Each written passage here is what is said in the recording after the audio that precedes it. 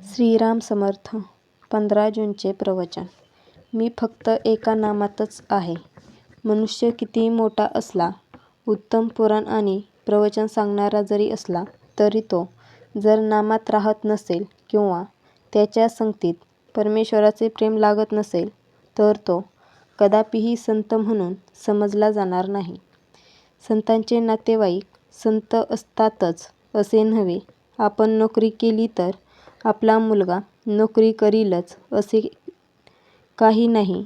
तसेच जो भगवंताचा आहे त्याचा मुलगा भगवंताचा असेलच असे नाही. संत जरी असला तरी त्याने 4 माणसांसारखेच वागावे. काहीतरी वागणे हे संतांचे वागणे नव्हे.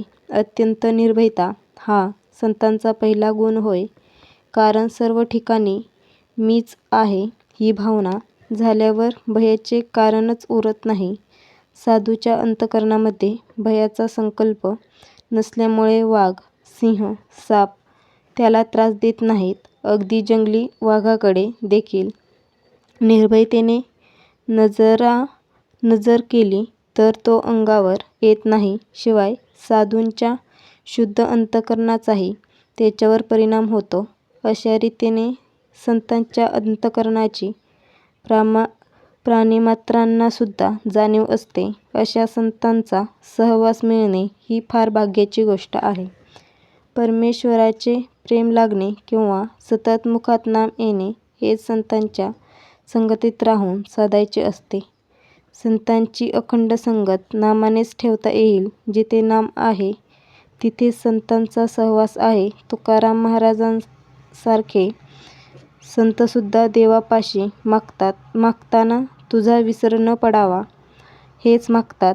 तसेच रामदास स्वामी देवाला म्हणतात, तुझा योग म्हणजे तुझा सहवास मला नित्य घडू दे. योग असणे म्हणजे दुसरे काही नसून मन जेव्हा अनुसंधानापासून अलिप्त होऊन इतर विचारांत भरकटते तेव्हा त्याला आवरून परत अनुसंधानात लावणे हीच योगशक्ती. हुकूम कितीही कडक असे नका, परंतु त्याच्याखाली जर सही नसेल तर त्या हुकुमाला महत्त्व नाही. साहेबाच्या सहीच्या कागदाला महत्त्व आहे.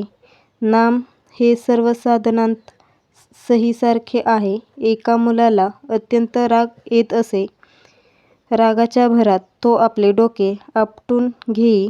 त्याला मी सांगितले, रोज स्नान झाल्यावर आपल्या पोटावर गंधाने रामनाम लिहून ठेव आणि ज्या ज्या वेळी राग येईल त्या त्या वेळी त्या नामाकडे पहा आणि त्या प्रयोगाने त्या मुलाचा राग आपोआप शांत झाला. खरोखर नाम किती प्रचंड शक्ती आहे अनुभव घेऊनच पहा. मी आजपर्यंत सर्वांना नामच सांगत आलो आहे. मी इथे नाही, मी तिथे नाही, मी गेलो नाही, मी जात नाही. मी फक्त एका नामातच आहे. ज्याच्याजवळ भगवंताचे नाम आहे त्याच्या मागेपुढे मी आहेच. आजचा बोध.